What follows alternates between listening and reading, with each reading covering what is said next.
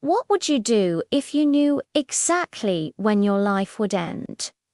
For 26-year-old Alina, that question wasn't hypothetical. A doctor's words, cold and clinical, had handed her a death sentence. 6 months. 6 months to say goodbye to a world she was just getting to know. The vibrant colors of the city, the taste of her favorite coffee, the laughter of friends, it all suddenly felt borrowed, like a beautiful book she had to return before finishing. The days that followed were a blur of well-meaning but suffocating sympathy. Everyone wanted to help, to offer solutions, to fix the impossible. But how could they understand the weight of an hourglass that was almost empty?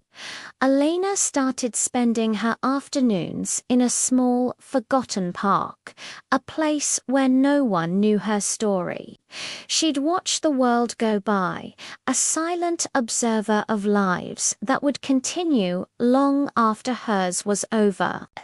It was there, on a slightly worn-out bench, that she met Theo. He wasn't trying to cheer her up or offer empty platitudes. He just sat, sketching in a notebook, occasionally looking up with a quiet, understanding smile. He had a way of seeing things, not just looking at them. He'd point out the way a shadow fell across the pavement, or how a child chased pigeons with unbridled joy. One afternoon, as the sun began to set, casting a golden glow on everything, Elena found herself telling him she told him about the diagnosis, the fear, the anger, the crushing unfairness of it all. She expected him to say he was sorry, to offer pity.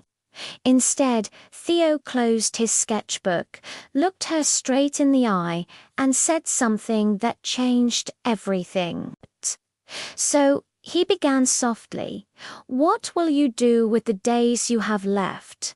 And what about all the days you won't get to see?"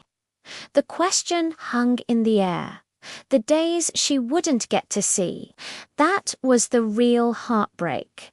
The sunrises, the changing seasons, the future she had always dreamed of.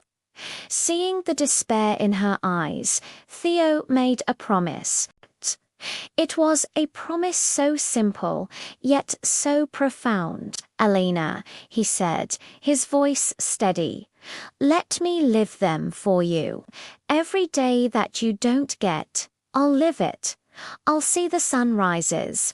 I'll feel the rain. I'll travel to the places you wanted to go.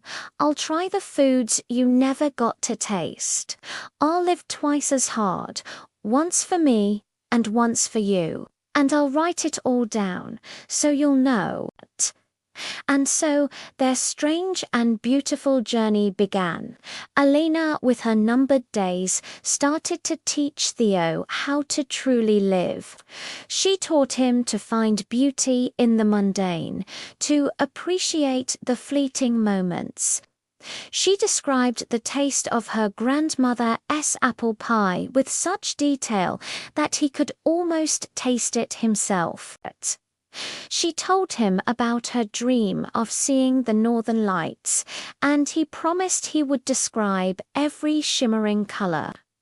In return, Theo gave Elena a future.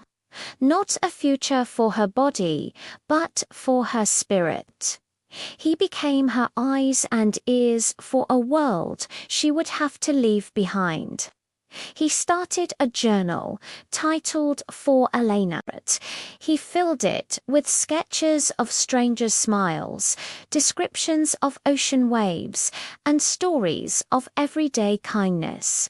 He wasn't just living for her, he was creating a legacy of her memory woven into the fabric of his own life.